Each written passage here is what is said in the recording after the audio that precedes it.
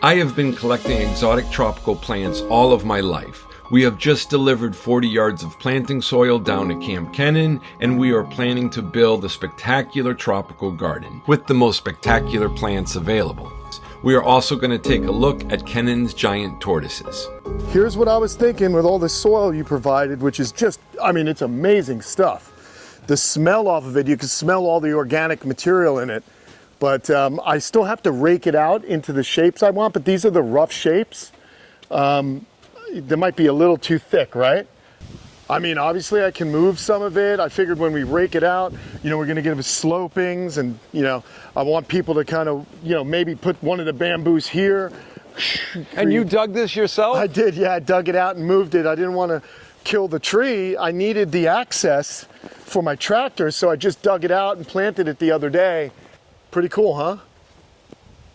I mean, I'm sure it needs more water, but it's been raining pretty good down here. So I figure we're gonna have plants around it, and then maybe another couple of big coconut palms on this. And listen, remember when I said I was gonna take out these arecas? I listened to you, and all I did was I thinned them out. And they look so much better now. Oh, I mean, it's up to you. I don't want to say I'm glad. No, I'm so happy. Look at this one. I thinned it out over here, but it looks so nice, and I think, you know, we can fill this in with beautiful plants and stuff, and this is what I envision to have, you know, the different bamboos, different palms to create. You see, these have created canopy already. By the way, hey, look who's happy with the new view. Oh my goodness, he's so big. You know, the temperatures have dropped a little bit, so they're now coming out to bask a bit more, but that's Snaggletooth. And he's gonna be so happy when he has a wall of greenery to look at, you know? I just think it's awesome. Isn't he beautiful? He is. How old is Snaggletooth? Snaggletooth's 22 years old. So he's still a young guy. He's got probably another 80 years left if he's lucky. So he's gonna outlive me, that's for sure. So I'm hoping my stepdaughter Sophia likes alligators. So what do you think? I mean, is this... I'm thinking, what do you think of this idea? Oh, talk to me, buddy. You were talking like a winding path, I know. right? Because you wanted it to be like this type of thing, but you wanted to be able to come down here. Well, that's kind of how that's why I left these little pockets, because I can kind of weave. But yeah, like, I mean, I can purchase more material and kind of create that. I just want to, why, you think we could fill this all up, huh? I mean, I don't want to half-ass it. You know what I mean? What do you, I love when he starts thinking like this. Look at that brain going. Okay, when you stood right here. Yeah, you wanted to wind. Maybe, would you see the other end, or would it just kind of be winding? To a degree. I mean, in reality though, that tractor has to be able to get through. Now, you know, remember, we got the long bucket, and we got the loader, and we got the backhoe. So I have to be able to make a move. Plus, we're going to be moving bigger plant material. What do you think this? So talk to me. I'll walk it. You stay right here. I'll stay walk right it. here. Okay. Look at this.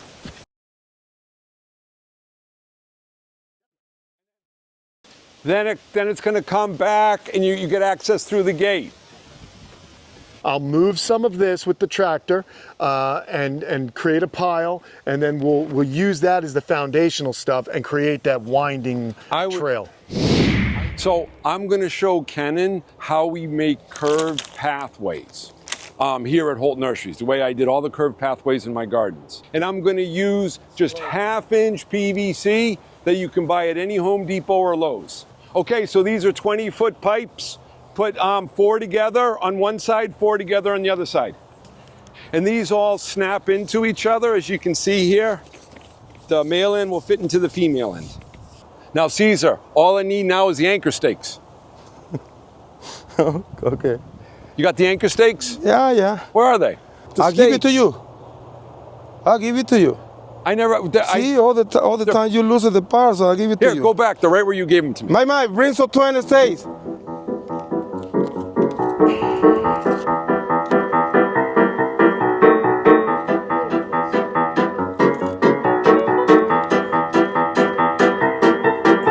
So we put this piece of PVC down. We did it kind of fast.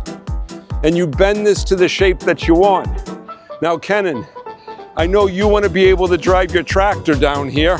So if you put down the PVC, Then drive your tractor through here and make sure it's good. Then you can pull your soil right to the edge of the curve. And you can make this curve and meander any way you want.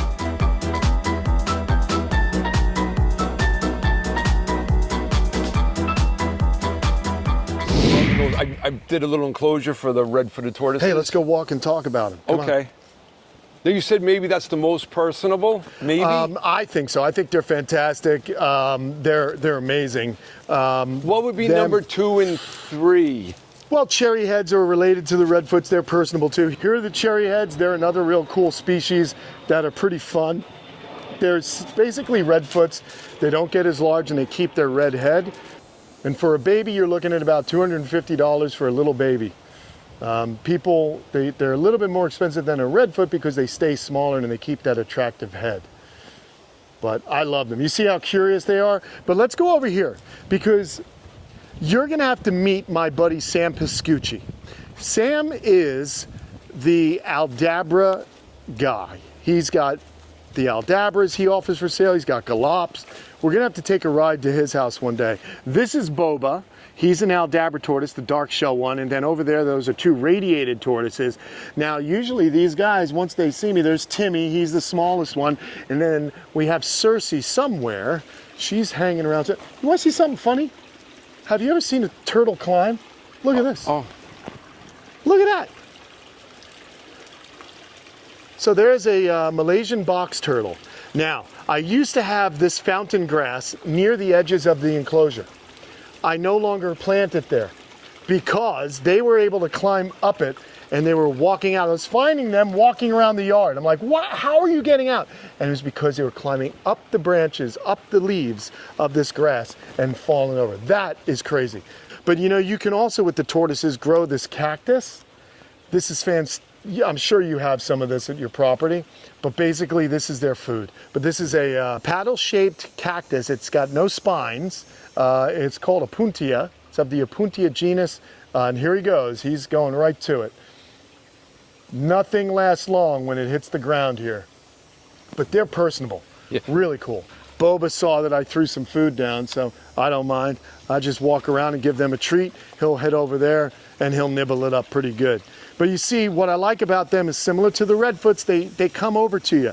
They're not shy. And then we're gonna walk over right now and I'm gonna show you the adults. And you see just how impressive they are. My favorite tortoises by far are the giant species. It's just like having a horse with a shell. They're just amazing. But this is what you wind up with. There's big old Darwin. This is a big Galapagos tortoise, and you can see she's already coming over to get, I sometimes pluck big, fat, juicy ticks off of her. That's just a fact of life when you're living outside. Oh, there's my other tortoise. There's Nostradamus, that's Socrates inside there. It's another Galap. And then I also have an Aldabra living in here. Do the Aldabra and Galapagos have different personalities? Sometimes, yes, sometimes, but mine generally seem to be very friendly. I find that the Aldabras are a little bit more friendly at first than the Galaps. So Darwin and I really had to take the time to get to know each other. But Nostradamus I've had since he was a little tiny baby. I got him exactly 20 years ago. Let's see if I can find him roaming about. He might be in the thicket at the moment. Here he is. Here he comes, slow and steady, finishing the race. He'll walk all the way to us. He's awesome. I love this tortoise. Aldabra tortoise, and just amazing animal. Wants to come see what I'm doing. He's making his way over here, moving pretty quick. And the best part about him is that as far as a, quote, pet, watch, he'll stop. And then I'll get down here and then I'll just start scratching and watch what happens. He just extends his head and wants to be my buddy. So it's really, really cool. So is he coming over for a rub or is he coming over for a rub? Yeah. I have no food. Like a dog? Yeah. He loves when he gets scratched. And the reason they love it is you saw what I did with the Galap. I pulled that tick off of him. So it feels good when they get scratched, but I'm also performing the function of some of the birds in the wild that pick ticks off them. Any ectoparasites they may have, they get groomed, but he's such a trusting and beautiful animal. And so this to me, Tom, is the just pinnacle of tortoises. I mean, you could see it right here. Perfect shell, lives outdoors. You just have to make sure that you have a nice heated shelter for them. You don't want them to get cold at all. You want to keep them no colder than 70 degrees at night in our winter time. In the summer, you don't worry about anything. You want to make sure you have fresh, clean water for them. And then with all the browse and all the clippings you have, I'm sure you have tons of hibiscus and banana leaves and all that. You can throw those clippings into their enclosure and they'll eat it up. It's really good. It's actually the best food for them, as well as some of the prepared tortoise diets that are out there. But I love this animal so much. I mean, look at this. We're hanging out. We're buddies. So that's a great animal. Nostradamus. And that's what the three smaller ones we just met, Cersei, Boba, and Timmy, they're females. He's a male. So hopefully one day I can get him to breed them. I'll be a very old man, but it'll still be no less exciting. Now those are the Sulcatas over there, right? Right. The Sulcatas are as you first drive in. Can we take a look at them real fast? Yeah, let's go. I love Sulcatas. They're fantastic animals. I had thrown some of this plant that I trimmed out. They ate all the leaves off of it, but they are just incredible. So as long as you have the space and you have a large enough place for them to overwinter on those cold nights like we have here, I think it's a fantastic tortoise species. With these, some are friendlier than others. But I just love tortoises just for their faces. I think they have these really wizened, they're like little wizards. They're just born ancient, born with all this wisdom. So in here we have 8 tortoises and they're pretty happy. How often do you go through here and count all 8 to look at them? All the time, yeah. All the just time. Make sure everyone's here, yeah. Especially in the winter, I'm making sure that everyone is healthy and moving in and out of the shelter. The thing with Sulcatas is they're extremely smart. I rarely have to collect any of them on a cold night. They know to go into their shelter. So that's what's pretty cool about them. Because as you can see, they're kind of big, so moving them can be a problem. Hey, Kenan, well, thank you. Thank you, man. I can't wait for you to come back and help me design this jungle because you're the guy when it comes to making jungles. So we're starting. I'm excited, but hey, you're gonna help me with the jungle. I'm definitely gonna help you with your tortoises. Oh, well, thank you. Thank you. My pleasure. Thank you, buddy. Take care. Later. Let's go deep into my greenhouse and I'll show you some of the amazing tropical plants that I have. So here I am in my fun greenhouse. These are my stilt palms, the Virchofeltia, grown for these awesome stilt structures at the root system. This is a great big philodendron, another philodendron, and my Pelagodoxa henryi. I have about a half dozen of these. I've been growing them for a long time. They're about 15 feet tall. But what I want to show you here, these are the plants that I grew for my gardens and to share with the influencers. This right here is Cordyline Willie's Gold. You're not going to find this in any Home Depot, any Lowe's, very rare plant. And I have about 150 of them here. These are some bizarre crotons. These are some, again, something looks a little bit different. You can't buy these in a lot of nurseries. You're not going to buy these at Home Depot or Lowe's. I got some narrow-leafed ones. I got some wider-leaf ones. I bought these as cuttings from Guatemala. Look at these super cool crotons. I bet that's a croton that no one has ever seen before. Now, these are patented crotons. I did not propagate these. I bought these as little plants, and I'm growing them to 4 or 5 feet tall, and then I'm going to plant them in my gardens. I will put the name in here. I got to look it up. Someone once said that I can't believe a guy who grows all these plants and he doesn't know the names of them all. And before I started doing the YouTube, I knew the names of everything. Now that I'm doing the YouTube 20 to 40 hours a week, sometimes I forget. This is the tie-dye croton series. That's what this is. Don't get old, everybody.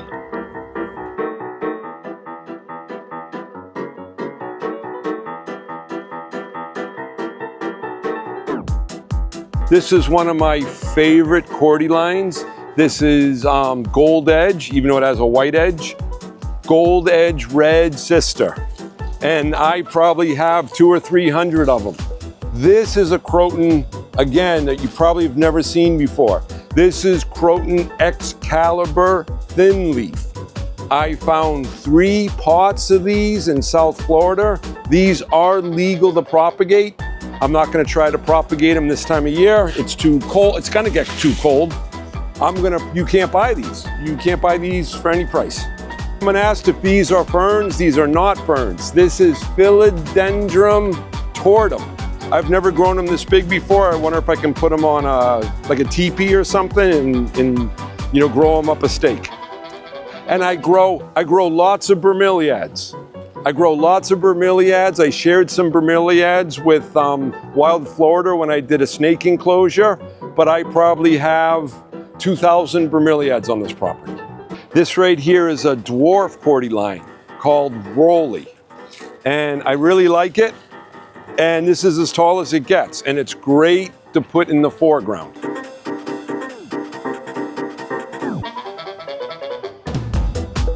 So this may be something I'd suggest for Kenan. This right here is about a 12-foot wide planter. And we raised it up. I know he talked about raising up his planters, and I put the same compost that we have at Kenan's, I put the same compost here. And this looks fantastic. If this was at any of the resorts, Universal, Disney World, I think everyone would say, wow, what a great landscape. And very, very little maintenance. As you can see, it's very thick with foliage. You don't need to weed it. Let me show you some of the stuff we have here. This right here is cordyline antilou. It's the cordyline that can take the most sun. This is macho fern, which I think it grows 4 or 5 feet tall, thus the name macho fern. This is Arbicola trinette, followed behind it by Ficus triangularis variegata. That right there is Alocasia odorata, and that's a very inexpensive plant that you could buy at any wholesale nursery or Home Depots or Lowe's in Florida. The plant behind it is not. The plant behind it is Alocasia Borneo giant. These right here are very rare, could cost over $100 if you could find it at all. And they get maybe 8-9 feet tall and 8-9 feet wide. Cordyline rooster tail. Once again, it's a red cordyline, but a little bit different than anything you're gonna find in a nursery. That's just a Tradescanthia, a burgundy Tradescanthia I'm using as a ground cover. And I got some universal rock there. Some more traditional red sister. This is my garden at Winter Garden. It is almost entirely maintenance free. The trick was I planted everything close together so it does not allow weeds to grow through it. I used the PVC pipe trick to curve all these gardens in and out. So Kenan, this is what I was thinking. You see how you could be driving your tractor down here and it curves around and you got a planting on the right, you got a planting on the left. If you look, this is almost like a perfect half circle that we made with the PVC pipe. And this here is a little garden path I made going out to the mailbox. I have a little bit of color here. I got the firecracker. I got the plumbago in the blue. I also get purple from these ground orchids. And you can see I made a couple of these arches out of material I got from Home Depot. As I go down this path, I got several of these arches, each with a different vine, and I have blue and white Thunbergia. I saved this vine for the end of my garden walk. This is Thunbergia myosorensis. Some people call it, arguably, the prettiest flowering vine in the world. It is native to South India and must be grown on an arbor or trellis. It is covered with these yellow, reddish brown flowers from November to April here in Central Florida. It is a tropical vine which needs rainy, hot summers and dry, moderate winters. Maybe a disappointing thing about this vine, it does not bloom in pots. It must be planted into the ground and it must not freeze. So it's 50-50 whether I can get it to flower here in Central Florida. But it is a great joy every time I see it flowering like this. We will see you next week, and don't forget to like and subscribe.